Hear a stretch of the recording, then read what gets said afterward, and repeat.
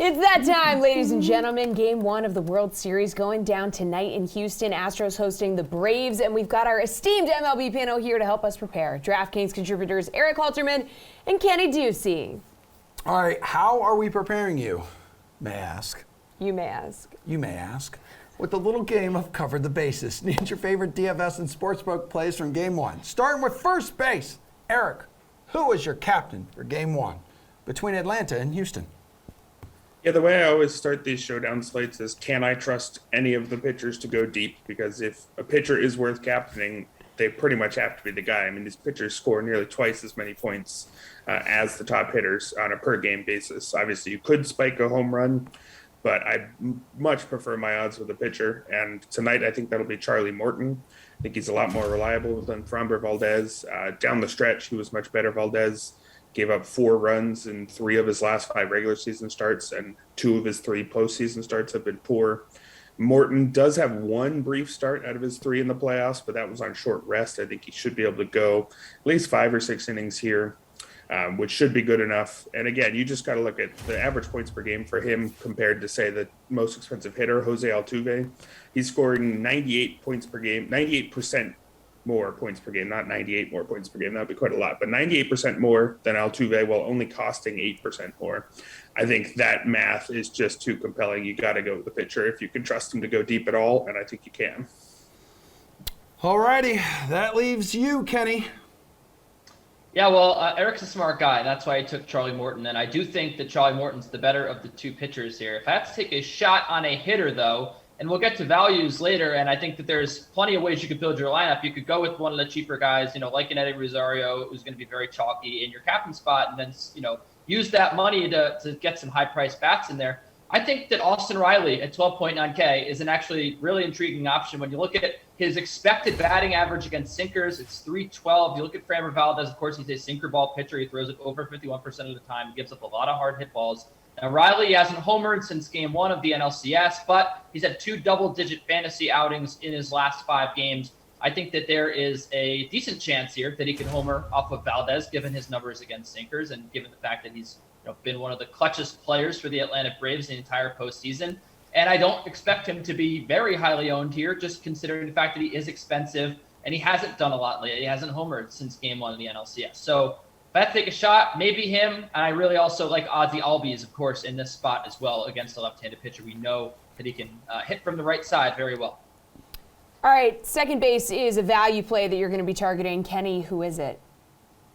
Well, so again, I mentioned that there's a lot of guys, right? So everyone's going to go to Eddie Rosario here. I'm going to zig when everyone else zags, and I'm going to say Travis d'Arnaud at $6,600. Now, I know you're thinking, what is this guy talking about? Well, d'Arnaud is actually the second best guy on this team against left-handed pitching. He's one of the biggest reasons why they were able to hit lefties down the stretch. He has a hit in 3 of his last 5 games, including a multi-hit game. So if you're just looking for a guy that, could, pretty much get you a lower floor at this low price, I think Travis d'Arnaud, I don't think that he's going to wow you, right, with, 10, 15, 20 points. But, could he get you 6 or 7? Yeah, absolutely. And at this price, I think it's very worth rostering him. Also, what is going on with Michael Brantley at $6,400 on a 4-game hitting streak? 6 hits, 4 RBIs in that span. I like Michael Brantley as well. I know Eddie Rosario is the easy choice here, but those 2 guys I think are way underpriced.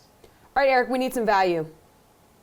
Yeah, I think I have to go all the way down to the bottom since I'm going with Charlie Morton as my likely captain. And again, the game plan here is captain the starter who is going to get the win and then try to spike as many of the home runs with the rest of your roster. And to get all the home run hitters in, I think you need to include Chas McCormick, who's just 4,200 in the utility spot. Or if it's one of the other center field options, Jake Myers or Jose Siri, they're even, I believe, slightly cheaper.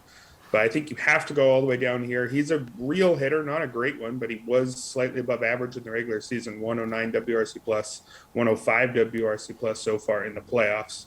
So he's a legitimate major leaguer who's priced as, about as cheap as it can get. I will also make a quick note on Eddie Rosario, down at 6,200. It's just a fantastic deal. I do worry that everyone's going to be on him, and he's not as good against lefties, a career 86 WRC plus against lefties versus a 112 against righties. But given that there's just not that many inexpensive hitters who are actually going to be in the lineup, you may have to just include him anyway. Well, rounding third base here with some sportsbook talk, guys. Braves are the underdogs on the road for game one. Plus 115 on the money line. This one's kind of tough. Erik, would you take the plus money tonight? Kind of feels like this is where the value is. Yeah, I liked the plus money yesterday at plus 115. It looks like it's just gone up to plus 120, so I like it even slightly more. The main logic here is all playoff games are closer to a coin flip than you probably think they are. So you take the plus money unless there's a good reason not to. And in this case, I like Charlie Morton more than I like Framber Valdez. I know Valdez's last start was excellent, 8 innings, 1 run, I believe it was. But he was shakier in September, 3.94 ERA compared to 2.60 ERA for Morton in that month. And Morton's been better in the playoffs. So I think when you get the pitching advantage on Atlanta's side and the fact that I'm inclined to take the plus money already, I really like Atlanta here at plus 120. Yeah, he's also got a knack for pitching well in critical games. I know 4-1 in the playoffs here are the Astros, Kenny, but you also had the Braves like the 5th best road record in the regular season.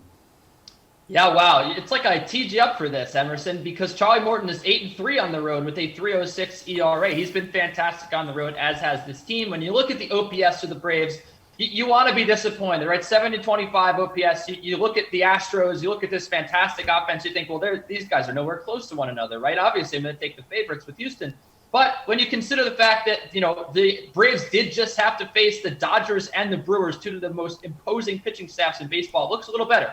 And now when you look at Framber Valdez, he's a left-handed pitcher. The Braves are 24th in WRC plus left-handed pitching all season long. So again, and one of those things where you go, okay, well, they can't hit lefties, I'm not touching them here. Well, the last part of the season, they got Travis d'Arnaud back, who I mentioned was one of their best options against lefties. Eddie Rosario, actually a very big reverse splits guy this year. And then Jorge Soler was brought in to mash lefties, and he has Adam Duvall as well. I think that this lineup has a lot to be said. And yeah, Framber Valdez, he pitched great against the Red Sox. The 2 outings before that were disasters. Gave up a lot of hard hit balls, and he also gave up a lot of walks this year. And finally, the Braves, they are second to last in ground ball rate this year. So Valdez is not going to have a very easy time getting those ground balls that he wants off the sinker. I think everything comes together, and the Braves at plus 120 are the bet.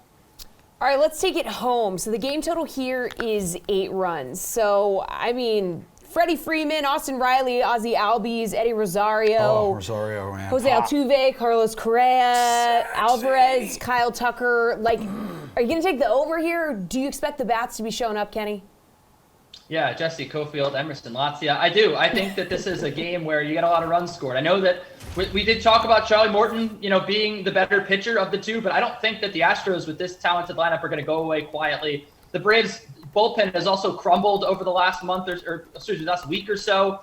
Those numbers have kind of come back to earth. So I do think that the Astros put a few on the board, but again, I just love this Braves offense here so much against Framber Valdez and an Astros bullpen that I still do not trust as good, even though they have been good in the postseason. I just think that this is going to be a game where the Braves ultimately probably win at something like 6-3, and this goes over 8. All right, are you going to roll with the over here, Erik? I am as well. I do think, though, that this is probably our best chance at a low run total, given the 2 starters here, two of the best that we're going to see in this series, and given that we're seeing rested bullpen. So if you go in the under, I see the case for it. I lean over. The Braves have hit the over in half of their 10 playoff games, or hit over 8 runs, that is. They've scored 9 or more runs 5 out of 10 games this postseason. The Astros have done it 8 out of 10 games, so that's collectively 13 out of 20. Pretty clear lean towards scoring more runs. This is also being played in an American League Park, which should help that run total. Again, with Morton and Valdez, if you want to say that this is going to be no more than 4-3, I get it, but I think 5-4 shouldn't be too hard to hit. Real quick here, guys, let's talk some extra bases. So which player prop do you have your eye on, Erik? Any other ones? Charlie Morton is only, his over-under for strikeouts is only 4.5. He hit that in all 3 of his playoff starts, including the one in which he only threw 3 1/3 innings on short rest. He also hit that over in 27 of his 33 regular season starts. That's 83% of his starts this season. He's gone over at minus 125 odds. He only needs to do it 56% of the time. So it's a massive gap there. I think that's a pretty easy bet for me. Kenny, give me a player prop, dude. Yeah, I love that strikeout total as well. He's hit it in his last 8 postseason starts, has Charlie Morton. So I'm going to go over 4.5 strikeouts for Charlie Morton. And you saw on the screen there, the Framber Valdez under 4.5. It's juiced to minus 150. I maybe wait to see if that moves a little bit. But I do like the under there as well because Framber Valdez is a pitch-to-contact guy. Though the Braves have struck out a decent amount this postseason, they're going to get the bat on the ball, Atlanta. So I think that, I'm going to go over on Morton and under on Valdez.